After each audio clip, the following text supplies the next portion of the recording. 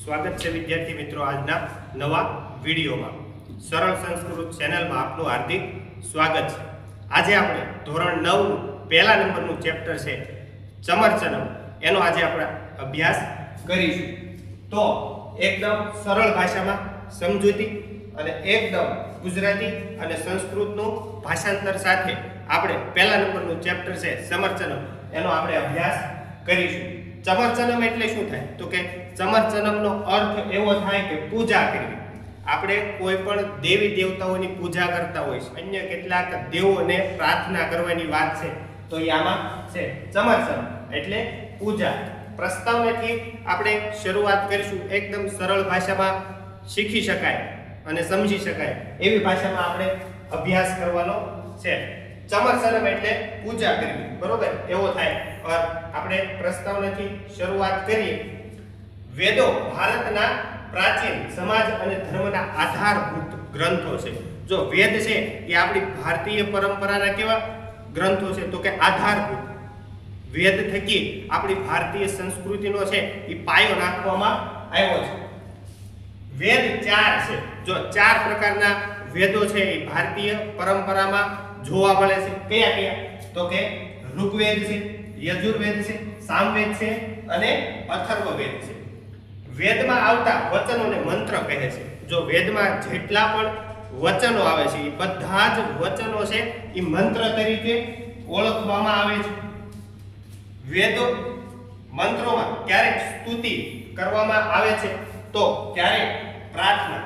ક્યારેક વેદ મંત્રમાં સ્તુતિ પણ કરી શકાય અને પ્રાર્થનાઓ પણ કરી શકાય. પ્રાર્થના તો સામાન્ય રીતે આપણે ઈશ્વરને પ્રાર્થનાઓ કરતા હોય છે, પણ સ્તુતિ એટલે આ સ્તુતિનો અર્થ એવો થાય કે વખાણ કરવું. કોઈ પણ દેવી દેવતાઓના વખાણ કરવા માટે સ્તુતિ છે એ આપણે કરતા હોય છે. વિશ્વંભરી સ્તુતિ છે તો એના થકી કેટલીક દેવી દેવતાઓના આપણે વખાણ છે એ કરતા હોય છે. એનું સામાન્ય ઉદાહરણ છે. ક્યારેક કોઈનું વર્ણન છે તો ક્યારેક કોઈ તત્વજ્ઞાનની ગૂઢ વાત છે.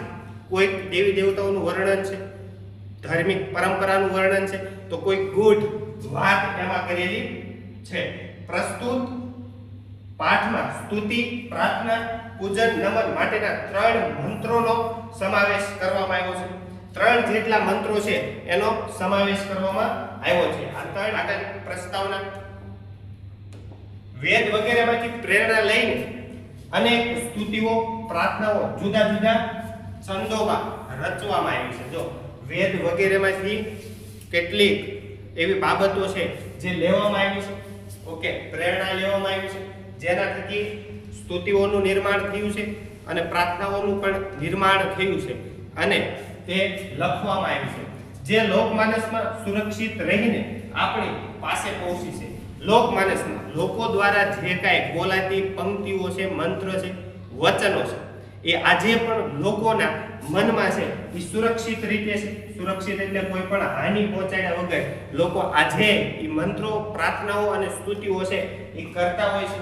આવા 3 સ્તુતિ પદ્યો અહીં પ્રસ્તુત છે. ગ્રંથના પ્રારંભમાં મંગલાચરણ કરવાની આપણી પરંપરા છે. જો મંગલાચરણ, કોઈ પણ કાર્યની શરૂઆત કરી એટલે મંગલાચરણ છે એ આપણે કરવું પડે. કોઈ પણ શુભ પ્રસંગની શરૂઆત કરીએ ને એટલે આપણે મંગલાચરણથી શરૂઆત કરતા હોઈએ. મંગલાચરણ કોને કહેવાય? તો કે જે મંગલ આચરણ કરે છે. હવે કોઈ પણ શુભ પ્રસંગની શરૂઆત કરીએ ને એટલે આપણે ગણપતિ મહારાજને છે એ યાદ કરતા હોય છે, તો એ મંગલાચરણ થયું. એટલે કોઈ પણ કાર્ય છે એમાં વિઘ્ન આવતું નથી. આ દૃષ્ટિએ આ મંત્રો તેમજ શ્લોકો દ્વારા સંસ્કૃતના અધ્યયનનું મંગલાચરણ કરીશું. સંસ્કૃતનો પહેલા જ નંબરનો ધોરણ 9 નો પાઠ એટલે ચમરચનમ, અને મંગલાચરણથી એની શરૂઆત છે એ આપણે કરવાની છે. પહેલા જ નંબરનો મંત્ર છે એ ઋગ્વેદમાંથી લેવામાં આવ્યો છે. ઋગ્વેદ એટલે સૌથી જૂનો ગ્રંથ, બરોબર? 4 ગ્રંથ છે એમાંથી સૌથી જૂનો ગ્રંથ હોય તો એ ઋગ્વેદ છે. જોઈ અગ્નિમિલ્લે પુરોહિતમ યજ્ઞસ્ય દેવ ઋત્વિજમ હોતારમ રત્ન ધાતમ. અગ્નિમિલ્લે પુરોહિતમ, બરોબર? યજ્ઞના પુરોહિત, દિવ્ય પ્રકાશ વાળા દેવ. યજ્ઞના જે દેવ છે, પુરોહિત છે, અને જેનો પ્રકાશ એકદમ દિવ્ય છે. યજ્ઞસ્ય દેવ ઋત્વિજમ, યજ્ઞ કરાવનાર અથવા તો હોમ હવન કરાવનાર. હોમ હવન કરાવનાર હોય એને આપણે ગોર તરીકે ઓળખતા હોય છે. પોતાના રત્ન ધાતવ તથા રત્નોને ધારણ કરનાર કોણ છે? તો કે અગ્નિની હું સ્તુતિ કરું છું. અહીંયા સ્વયં આપણે અગ્નિદેવની સ્તુતિ કરવાની છે. એટલે અહીંયા એવું કીધું કે હું અગ્નિદેવની સ્તુતિ કરું છું. અગ્નિદેવની વાત કરવામાં આવી છે. પછીનો જે મંત્ર છે એ યજુર્વેદમાંથી લેવામાં આવ્યો છે. આ મંત્ર છે એ યજુર્વેદમાંથી લેવામાં આવ્યો છે. જોઈએ બીજા નંબરનો મંત્ર અગ્ને વ્રતપતે વ્રતમ શરિષ્યામિ તચ્ચકેયમ તન્મે રાંધ્યતા ઇદમ અહમ અંતાન સત્યમુપેમિ. બરોબર. હવે આ છે અગ્ને વ્રતપતે. હે વ્રતોના અધિપતિ અગ્નિદેવ. વ્રતોના અધિપતિ કોને કહેવાય છે? તો કે અગ્નિદેવને છે એ વ્રતોના અધિપતિ કહેવાય. શરિષ્યામિ તચ્ચકેયમ તન્મે રાંધ્યતા. હું તમારા વ્રતનું પાલન કરીશ.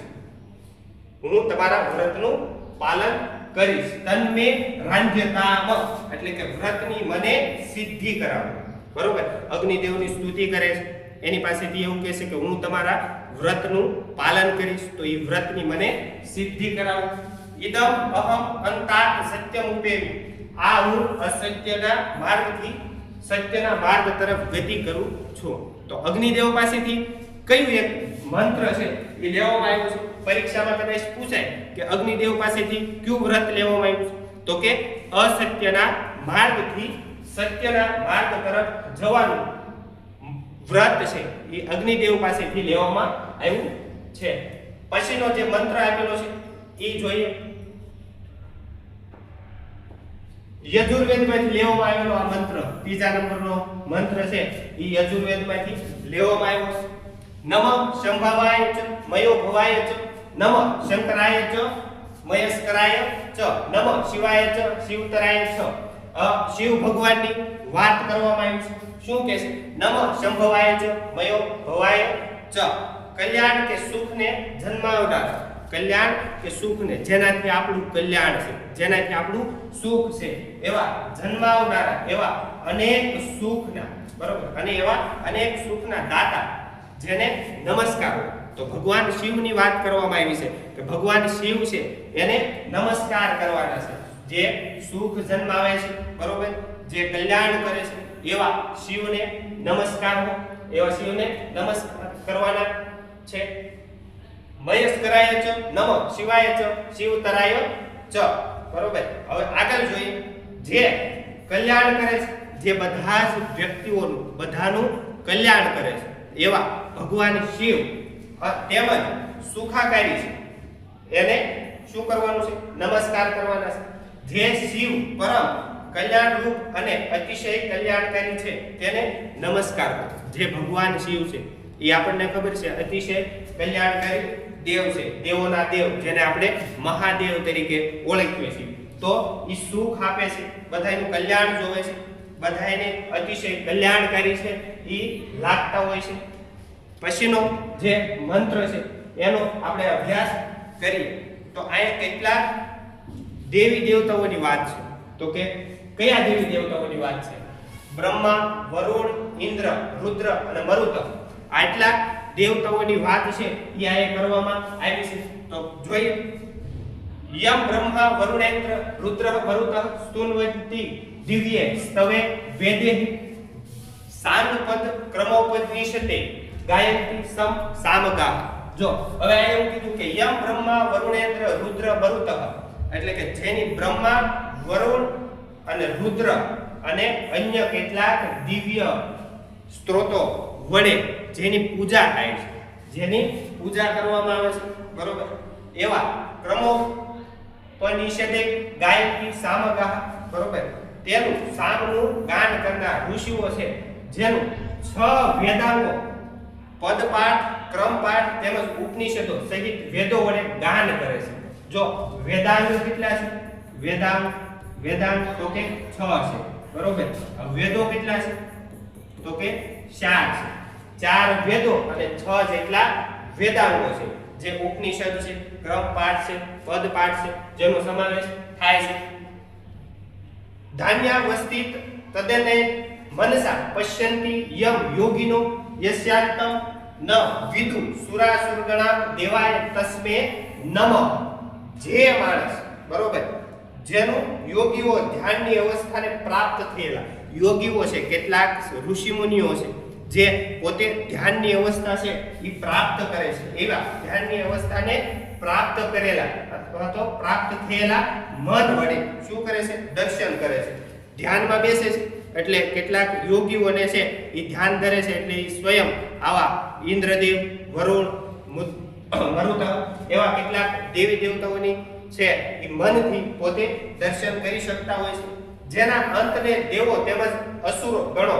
અસુર એટલે આપણે રાક્ષસો એવું ગણતા હોય છે, બરોબર. અસુર એટલે શું થાય? રાક્ષસ જણાતા નથી તે દેવને દિવ્ય રૂપ ધારી પરમેશ્વરને નમસ્કાર છે. જે અસુર છે એને પણ શું કરે છે તો કે જાણતા નથી. કેટલાક વેદો ઉપનિષદો દ્વારા ધ્યાન વડે મન વડે જેટલા પણ દેવી દેવતાઓ છે એની સ્તુતિ થાય છે અથવા તો આપણે કરીએ છીએ, એને શું કરવાનું છે? નમસ્કાર કરવાનું છે. તો આ ચોથા નંબરનો મંત્ર છે એમાં નમસ્કાર કરવાની વાત છે એ કરવામાં આવી છે. પાંચમા નંબરનો જે મંત્ર છે એનો અભ્યાસ કરીએ. ભયાનામ ભયમ ભીષણમ ભીષણાનામ ગતિહિ પ્રાણીનામ પાવનાનામ. હવે આ એવું કીધું કે ભયજનક સંજોગોમાં ભયાનક છે, બરોબર. અહીંયા ભયાનક છે, બરોબર. ભયજનક સંજોગોમાં કેવા છે? ભયાનક છે, બરોબર. ભીષણાનામ ગતિહિ પ્રાણીનામ અને ભયાનક સંજોગોમાં ભયાનક છે. પ્રાણી માત્રની તું ગતિ છે, બરોબર. આ કીધું ને કે ગતિહિ પ્રાણીનામ પાવનમ, તું પ્રાણી માત્રની કેવી છે? ગતિ છે. મનુષ્ય પણ એક પ્રાણી તરીકે ઓળખાય છે, એની પણ ગતિ છે. એ આવા કેટલાક દેવી દેવતાઓ હોય છે. એટલે એવું કીધું કે પ્રાણી માત્રની તું ગતિ છે. પાવનમ પાવનાનમ અને પવિત્ર વસ્તુઓમાં તું પાવન છે. પાવન એટલે સારું. પવિત્ર જેટલી પણ વસ્તુઓ છે એમાં બધામાં સારું છે. એટલી પવિત્ર વસ્તુઓની વાત કરવામાં આવી છે. મહોચ્ચે પદાનામ નિયક્તુ ત્વમેકમ પરેશાન પરમ રક્ષકમ રક્ષકાનામ, બરોબર. તો મોટા અને ઊંચા પદો ધરાવનાર, બરોબર, જેટલા પણ મોટા છે અને ઊંચા પદ ધરાવે છે એવા વ્યક્તિઓની વાત કરવામાં આવી છે.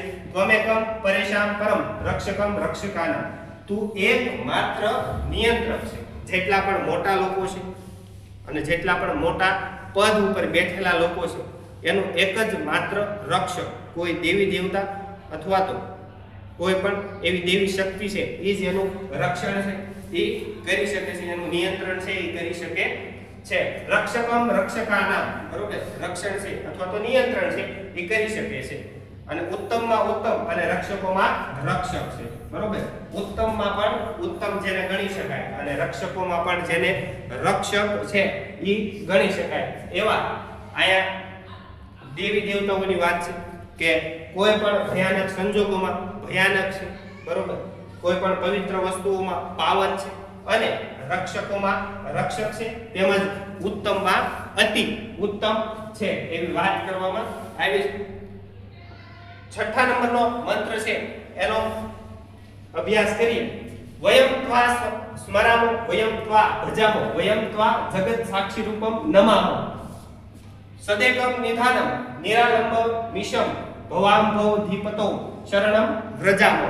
હવે આ એવું કહે છે કે વયમ ત્વા સ્મરામો વયમ ત્વા ભજામો, અમે તમારું સ્મરણ કરીએ છીએ, અમે તમને ભજીએ છીએ. ભજામો એટલે ભજવું, ઓકે. ભજામો એટલે થાય ભજવું, ભજીએ છીએ. અમે તમારું સ્મરણ કરીએ છીએ, અમે તમારું ભજન કરીએ છીએ. વયમ ત્વા જગત સાક્ષી રૂપમ નમામ, અને અમે જગતના સાક્ષી રૂપ એવા તમને નમીએ છીએ. દેવી દેવતાઓની વાત છે, પૂજા કરવાની વાત છે કે જેટલા પણ આવા જગતના સાક્ષી રૂપ એવા દેવ છે એને આપણે શું કરીએ છીએ? નમન કરીએ છીએ. સદેકમ નિધાનમ નિરાલંબમ મિશમ, બરોબર. તમે એકમાત્ર સત્ય નિધિ, બરોબર. નિધાનમ એટલે શું થાય? ખજાનો અથવા તો સત્ય નિધિ, સાચું ધન જેને કહી શકાય, બરોબર. સત્ય નિધિ છો તમે આધાર વિહોણા ઈશ્વર છો. હવે ઈશ્વરને કોઈ પણનો આધાર નથી. મનુષ્યનો એકમાત્ર, પ્રાણીનો એકમાત્ર, કોઈ પણ જીવજંતુ છે એનો એકમાત્ર આધાર કયો? તો કે ઈશ્વર. હવે ઈશ્વરને કોઈ પણ વ્યક્તિનો કે ઈશ્વરનો આધાર હોતો નથી. એટલે આ કહેવામાં આવ્યું છે કે જો આધાર વિહોણા, ઈશ્વરને કોઈ પણનો આધાર છે નહીં. ઈશ્વર છે એ ખુદ એક આપણો આધાર છે. ભવાંભો દીપતો શરણમ વ્રજામો, અને તમે સંચાર રૂપી સાગરને પાર ઉતારનાર નાવ છો. જો આ નાવની સાથે ઈશ્વરને સરખાવવામાં આવ્યા છે કે આખો એ સંચાર છે, એ સંચારને પાર ઉતારવા, સુખમય રીતે આ સંચાર જીવવા માટે એક નાવ તરીકેનું કોઈ કામ કરતું હોય તો એ કોણ છે? તો કે દેવી દેવતાઓ છે, ઈશ્વર છે. શરણમાં જવા યોગ્ય, બરોબર, શરણમ વ્રજામહ, શરણમાં જવા યોગ્ય તમને અમે પ્રાપ્ત કરીએ છીએ. તો અહીંયા ઈશ્વરને, દેવી દેવતાઓને પ્રાપ્ત કરવાની વાત છે કે કોઈ પણ દેવી દેવતાઓ છે એનું ભજન કરવાનું છે અને એને પ્રાપ્ત કરવાના છે. તો વિડીયો ગમ્યો હોય તો લાઈક, શેર અને સબસ્ક્રાઇબ કરવાનું ભૂલતા નહીં. મળીએ આગળના વિડીયોમાં. આભાર, થેન્ક યુ, ધન્યવાદ.